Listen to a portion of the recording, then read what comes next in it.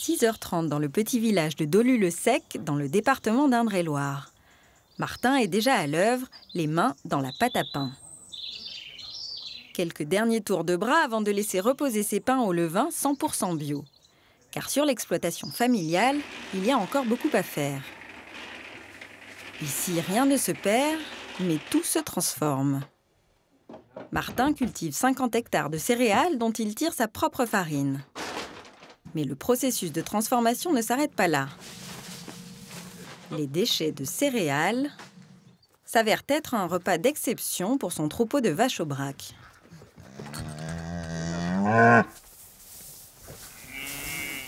Chaque jour, le cycle se répète inlassablement. Une fierté pour ce paysan boulanger. Je suis éleveur parce que j'ai l'impression que ça a du sens dans une ferme et que du coup ça participe au cycle. En fait, en bio, on a besoin de ramener de l'azote. Et du coup, la vache, en fait, elle va manger de l'herbe et elle va le transformer dans son organisme pour me donner une bouse qui, pour moi, est de l'or, en fait, pour après nourrir le sol et du coup faire pousser mes céréales, quoi. On recycle la matière végétale que nous, on ne mange pas, que la vache va manger, elle va me donner de la bouse. Et la bouse va me servir pour faire mes céréales. Et les céréales, je les transforme du coup en farine, puis après en pain. Rien n'est perdu, c'est le cycle, en fait, sur la ferme, quoi. Tout recycler, une approche plus vertueuse pour Martin. Il va même encore plus loin en développant des techniques d'agroforesterie en faveur de la biodiversité. Et du coup, ici, c'est les parcelles en agroforesterie. Là, il y a 7 hectares. Ça fait partie de l'activité et de la diversité d'activités qu'il y a sur la ferme, en fait. Il y a du jus de pomme, des colis de viande, un peu de pain, un peu de farine. Et voilà, en fait, on est sur des ateliers qui sont un peu complémentaires. Et puis l'idée, c'était de remettre des arbres dans les parcelles pour ramener de la biodiversité dans les parcelles. C'est-à-dire que là, ici, on a une banque, en fait, d'insectes, d'oiseaux. Là, la partie prairie humide, là, c'est un début de forêt. Et du coup, on a cette banque de diversité animale, végétale. Ça, c'est des corridors, en fait, les haies. C'est des corridors de biodiversité. On va avoir des oiseaux qui vont s'installer dans les arbres.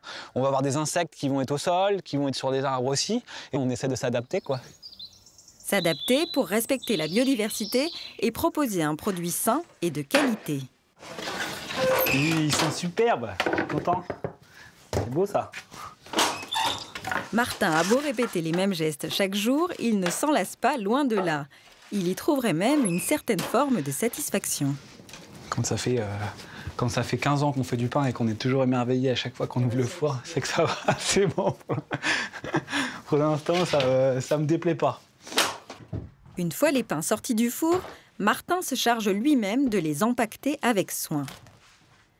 Il livre personnellement certains particuliers dans un rayon de 20 km et vend également une partie de sa production au marché du coin. Bonjour. Merci beaucoup. Et voilà. Merci. Au revoir. Une distribution en circuit court qui lui tient particulièrement à cœur, avec la volonté de travailler de façon toujours plus locale.